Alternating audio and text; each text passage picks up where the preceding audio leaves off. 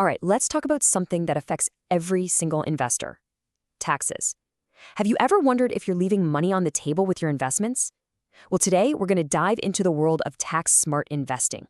As a professor of taxation, my job is to take this complex stuff and show you how a few key principles can make a really big difference to your bottom line. So, welcome to our explainer on tax-smart investing, where we're really going to focus on understanding property income. We're going to demystify some of the most important tax rules out there, rules that, honestly, every investor should know. We'll use some clear, practical examples to show you how knowing the system can really pay off. Okay, let's get into it. Let's jump right in with a big one. You take out a loan, you're paying interest on it. Can you write that interest off on your taxes? You think it's a simple yes or no, right? Well, it's a little more complicated than that, and the answer is actually pretty fascinating. It all comes down to one critical factor that we're got to unpack. All right, so let's start with the basics, the rules of borrowing. Specifically, we're talking about when you can deduct your interest expense. Let me tell you, getting this right is, without a doubt, one of the cornerstones of smart, tax-efficient investing. So on the surface, the rule seems pretty simple. The government says, look, if you borrow money to make money, you can deduct the interest.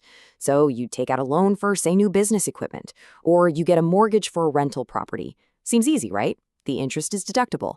But, and this is a big but, what if the money flows in a more creative way? What happens when the path isn't a straight line? That's when things get tricky and, frankly, a lot more interesting. And that brings us to a really famous Supreme Court case here in Canada. It's about a lawyer, Mr. Singleton, and what he did was, well, it was a total game changer for tax planning. This story is the perfect example of just how much the structure of your finances matters. It's a masterclass, really. Okay, so let's break down exactly what Mr. Singleton did here.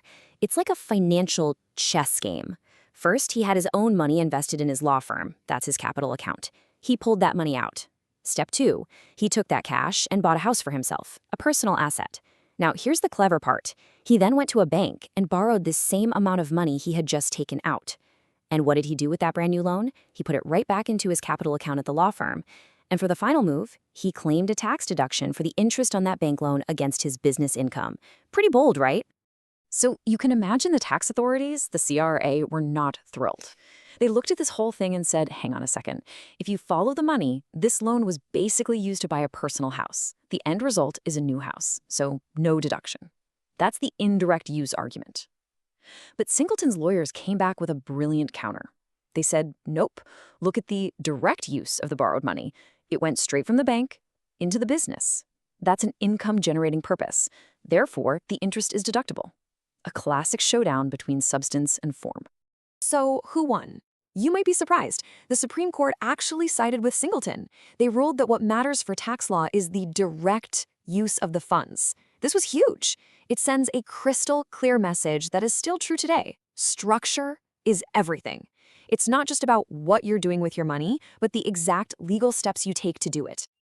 Okay, so we've established that structure is absolutely critical. Now let's take that idea and apply it to something a lot of us are familiar with: rental properties.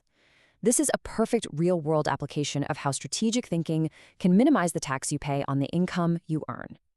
So let's walk through a little case study. Let's say we have an investor. We'll call her Miss Fox. She buys a duplex. After she collects all the rent and pays for all the usual stuff, property taxes, insurance, repairs, she's left with $40,500 in net rental income. Now, that's the number that the tax man is looking at, or at least it's the starting point. And this is where a super important tool comes into play. It's called capital cost allowance, or CCA. Now, what is that? Basically, the tax system gets that your property, the building part, not the land, gets older. It has wear and tear. CCA is just a fancy term for a tax deduction that lets you account for that depreciation. It's a way to write off a piece of the building's cost every single year against your rental income. So, Ms. Fox uses this CCA deduction. She claims the max amount she can for the building and even for some furniture she put in one of the units. And get this, her taxable income plummets. It goes from over $40,000 all the way down to just $450. That's a 99% drop. It's incredible. The big takeaway here, CCA is an absolute powerhouse. You cannot afford to ignore it if you own rental property. Okay, we've seen how powerful deductions can be for rental income. But what about income from financial assets? Let's switch gears and talk about stocks, specifically dividend-paying stocks. Because as you're about to see, the tax system treats different kinds of investment income very, very differently.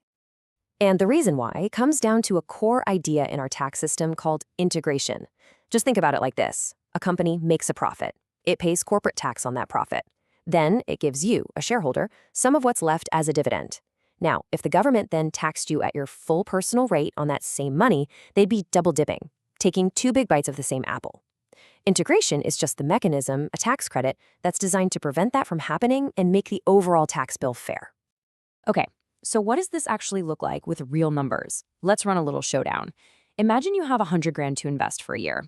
Option 1 on the left, you buy bonds that pay you 6% interest. That's $6,000 in your pocket. But it's taxed as regular income. So if you're in a 40% tax bracket, you're handing over $2,400 to the government. You're left with $3,600. Now look at option 2. You invest in some solid Canadian stocks that pay you what's called eligible dividends. You actually get a bit more, $6,500. But thanks to that dividend tax credit, your tax bill is way lower, just over $1,600. The number that really matters is the one at the bottom. How much cash do you actually get to keep? And this chart just drives the point home. I mean, it's not even close.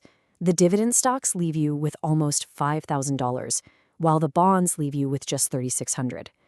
We're talking about more than $1,200 extra dollars in your pocket just because of how that income is taxed.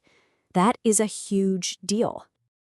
All right, we've covered a lot of ground: borrowing, rentals, dividends. So let's pull it all together now. What's the blueprint here? What are the big ideas you need to remember for your own financial planning? It really boils down to these 3 key principles. Number 1, structure your loans properly. Remember the Singleton case? It's all about the direct purpose of that borrowed cash.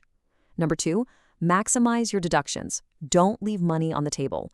With an asset like a rental property, CCA is an absolute must. And finally, number 3, understand the different types of income. Not all investment dollars are created equal. Eligible dividends from Canadian companies are just way more tax efficient than interest income. Look, these aren't just abstract tax theories. These are real strategies that have a real impact on your wealth. So I'll leave you with a question to think about. Now that you know about the power of structure, deductions, and income types, what's the one financial decision you're going to go back and look at with fresh eyes? Something to chew on. Thanks so much for joining me.